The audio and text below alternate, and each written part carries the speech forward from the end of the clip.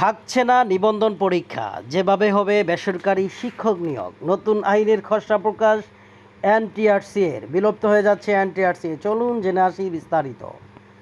দেশের মাধ্যমিক ও উচ্চ মাধ্যমিক পর্যায়ের বেসরকারি শিক্ষা প্রতিষ্ঠানের শিক্ষক পদে নিয়োগ পাওয়ার আগে প্রার্থীদের বসতে হয় নিবন্ধন পরীক্ষায়।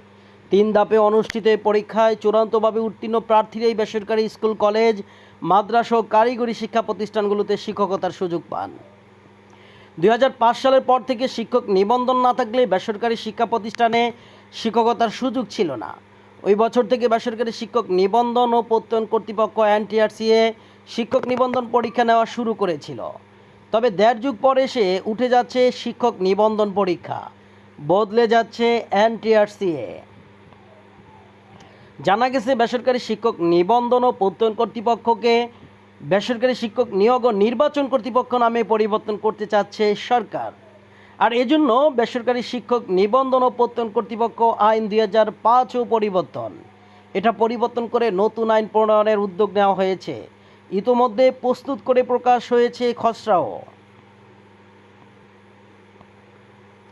নতুন এই আইন অনুসারে শিক্ষক নিবন্ধন নয়, বেসরকারি শিক্ষা প্রতিষ্ঠানের শিক্ষক পদে নিয়োগ পেতে আগ্রহী প্রার্থীদের বসতে হবে নিয়োগ পরীক্ষায়। পরীক্ষার ফলের ভিত্তিতে শূন্য পদের বিপরীতে প্রার্থীদের সরাসরি নিয়োগ সুপারিশ করা হবে। নতুন আইনের খসড়ায় বিষয়টি জানানো হয়েছে। গত 29 জুলাই নতুন এই আইনের খসড়া প্রকাশ করে জনমত পরামর্শ জানতে চায় এনটিআরসিএ। সব প্রক্রিয়া শেষে আইনটি জাতীয় সংসদে পাশ হলে এনটিআরসিএ বেসরকারি শিক্ষক নিয়োগ ও নির্বাচন কর্তৃপক্ষে বদলে যাবে।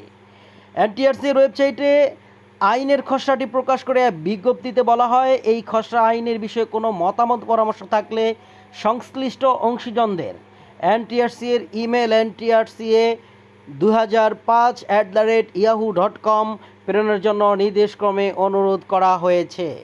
প্রিয় বন্ধুরা, অবশ্যই ভিডিওটি শেয়ার করে সকলকে দেখার সুযোগ করে দিবেন। ইব্রাহিম নাহিদ ফেসবুক পেজের সাথেই থাকবেন। সকলের সুস্থতা কামনায় বিদায় নিচ্ছি। দেখা হবে পরবর্তী কোনো ভিডিওতে। সে পর্যন্ত সকলে ভালো থাকুন, সুস্থ থাকুন। আল্লাহ হাফেজ।